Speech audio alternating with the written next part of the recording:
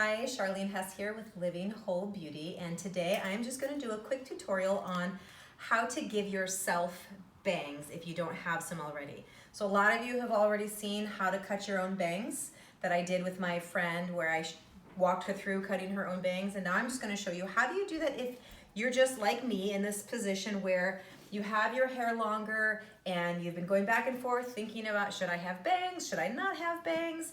And I've been thinking about this for weeks, driving my girlfriends nuts, asking, should I do bangs? And so I'm gonna go ahead and do it. So I thought, what the heck? Why not make this a YouTube tutorial? So here goes.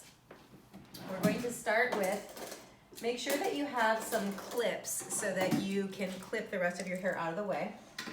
And a good comb, wide tooth comb, super sharp scissors. If you don't have hair cutting scissors, which most of you probably do not, sewing scissors work great. So how do you decide what is the best type of bangs for the shape of your face? So for me, I have a rectangular face shape. My face is longer than it is wide, and I have a square jawline. And with my hair, because I have pretty fine hair, I don't want to go back too far in my hairline. So I am going to comb all of my hair back. And as you comb the hair back, you're going to look for this recession area right here. And so what you do is you're going to go back from where the side of your hairline is. From that line, you're going to go straight up. So from side to side where the hairline starts right here. So this little bit here, I don't want to include that. So we're going to tuck that away. Combing the hair back, you're going to take your comb and just make an arc straight across. Comb that hair down, and then the rest of the hair you can comb back. And so this is going to be a pretty fine fringe or fine bangs. And so you can see this is a little bit see-through here, it's a little bit thicker over here, and I want to have a little bit of thicker bangs. So I'm going to go ahead and redo that arc again. So again, I'm going from the side hairline, from that point straight up, making an arc all the way across.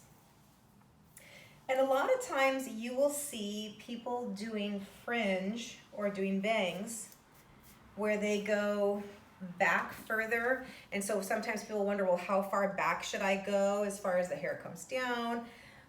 And so there's a lot of different things that come into play with that. So for me, I'm not looking to, I want to keep my hair long and growing. So I have my long face framing layers.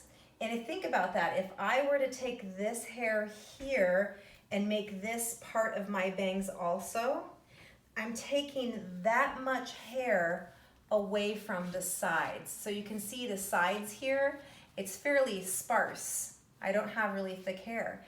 So if I take all of this hair and make that bangs, that's hair that I'm taking away from the sides.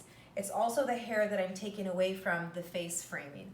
So because I want to maintain a nice face frame, I don't want to make all of that bangs, which is why I stop with just the point right here. So that's the point where I am going to take my fringe to. So once you have that established, go ahead and clip the rest of the hair out of the way.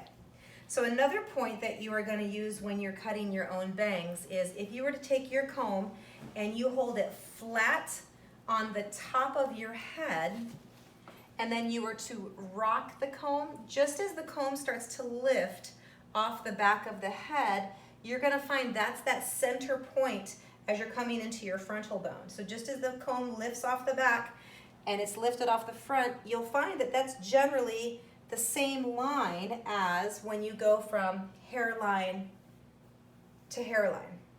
So you can see I did not include any of this hair here. That's something, just something different. I'm not going to include that. It's not bad to include that, but I'm not doing that for this particular purpose. So now that I have my straight arc, I know that I'm not getting into the sides.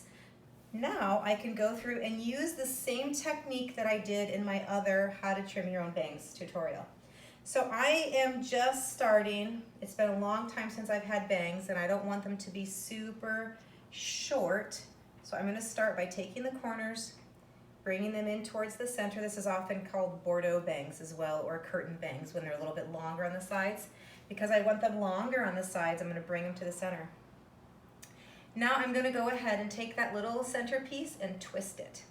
By twisting it, what I'm doing is I'm making the corners even longer, bringing it right to the center of my eyebrows, and I'm gonna go ahead and cut right below my eyebrows.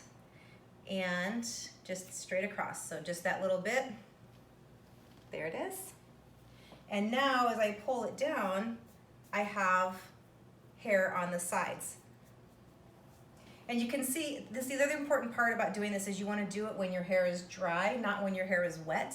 Because if you do it when your hair is wet and you pull it, it's going to spring up quite a bit. So you can see now it's shorter in the front, in the center, and then it gradually gets longer towards the sides. So now I can go through, fluff through it, and then decide if I want to add a little bit more jaggedness to it. So I'm going to actually take my comb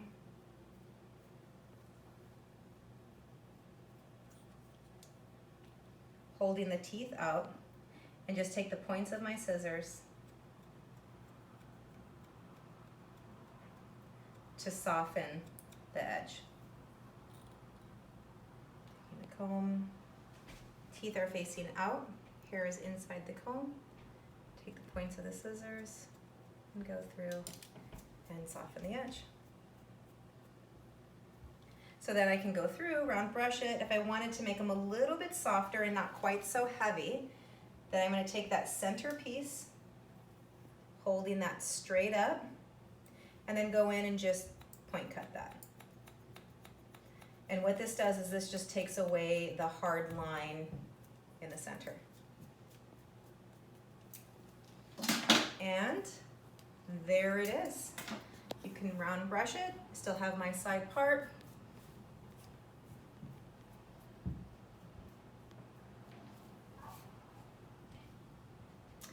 And there it is, how to cut your own bangs. So I'm gonna go through and round brush it out, and I'll give you a shot of the finished product.